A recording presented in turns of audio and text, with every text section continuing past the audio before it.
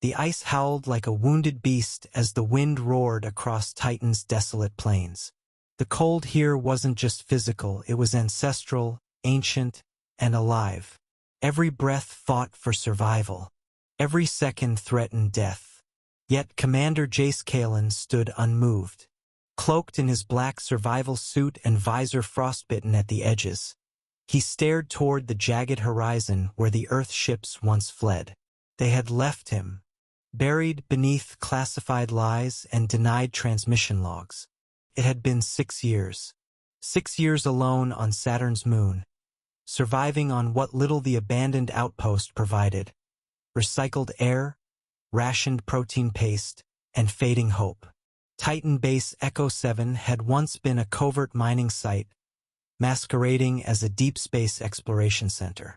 Earth's unified military core had discovered something beneath the icy surface. Something alien, something powerful. But when things started going wrong, scientists vanishing, machines glitching, and seismic pulses no one could explain, they pulled out. Jace had protested. Loudly. Too loudly. So they made sure he didn't return. He'd been commander of Echo 7 then. Decorated. Feared. Respected.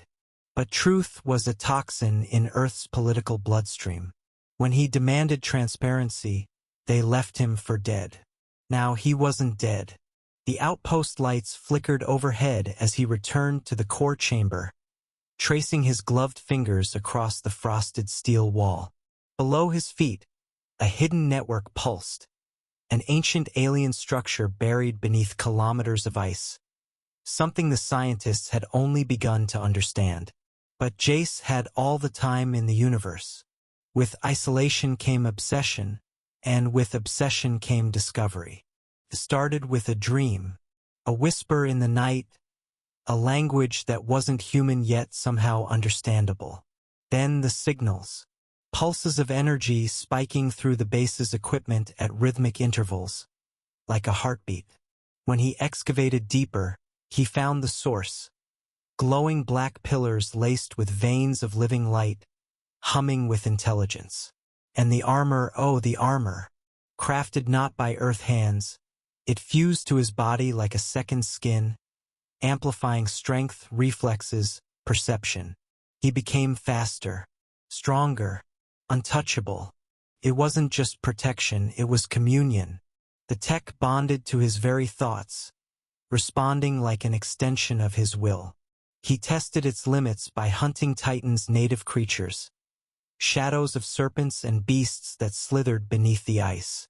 The suit made him invisible to their thermal senses, allowed him to move in silence, strike like lightning. He was evolving, no longer just human. He was becoming something new. The day the Earth fleet returned, he knew it wasn't a rescue mission. Their landing shuttle screamed through Titan sky, black and silent, emblazoned with the unified military corps insignia. 15 ships, over 200 soldiers, all armed, all wearing sleek Earth combat suits, all expecting an empty ruin. Jace watched them through the cracked dome of Echo 7, shadows in his visor. They had come to bury the past. And him, their commander, General Rourke, once Jace's superior, spoke to the others with military precision. Jace heard him through intercepted comms. We clean the site, eliminate remaining anomalies. No record. No witnesses. No witnesses. Jace smiled for the first time in years. He waited until nightfall before making his move. Titan's nights were eternal, stretching into days by Earth's standards. Under cover of darkness and storm, Jace launched his attack. He moved like a ghost between the structures, each step a whisper, each breath calculated. His suit melded with the shadows, rendering him nearly invisible. The first outpost team didn't see him coming. A flash of motion, and 3 soldiers lay unconscious, their visors shattered, weapons stripped. He didn't kill, not yet. He wanted them to know he was still alive, that the man they betrayed was not only surviving, but thriving. As panic rippled through the ranks, Jace used their own tech against them, hacking drones mid-flight, triggering supply drops to detonate. Every encounter became psychological warfare. Rourke tightened security, called for reinforcements. But Earth was far, and the truth even farther.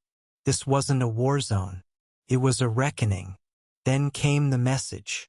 Commander Kalen, if you're out there, surrender. This doesn't have to end in blood.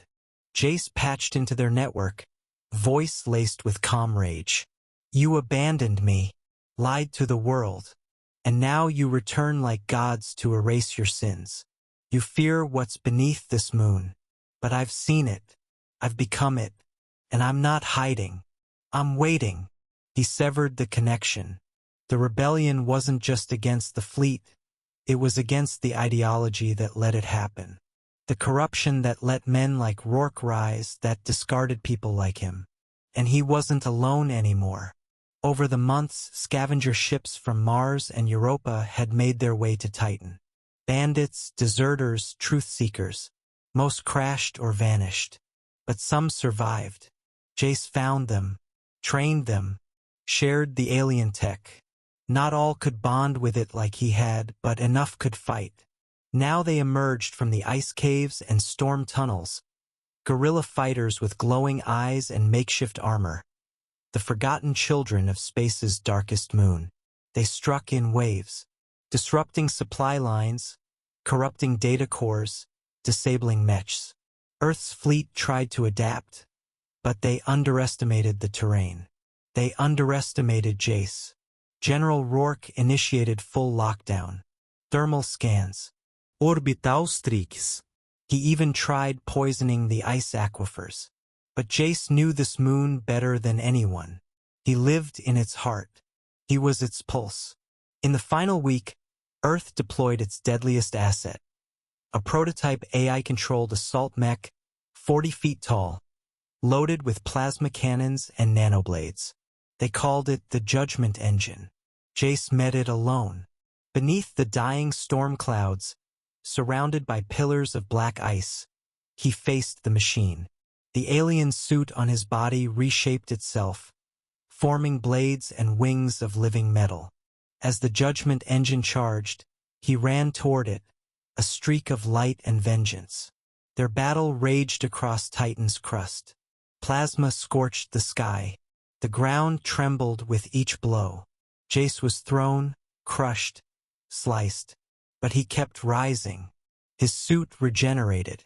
The alien intelligence within it surged in sync with his rage.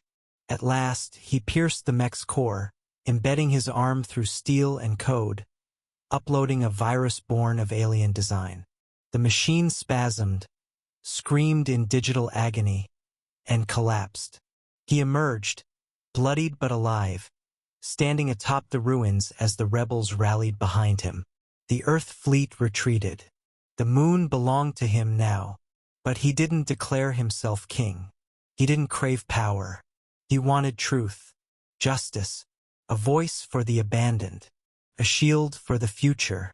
In time, more ships came, not to conquer, but to learn. Scientists, outlaws, dreamers. They found a moon no longer silent, but alive with hope. Echo 7 became a haven, a sanctuary for those betrayed by the old world. And beneath the ice, the alien tech still pulsed, awakening more each day. Jace Kalen, once forgotten, had become legend. The lone commander who led a rebellion with nothing but will, ice, and fire in his blood. He had been abandoned, but he was never broken.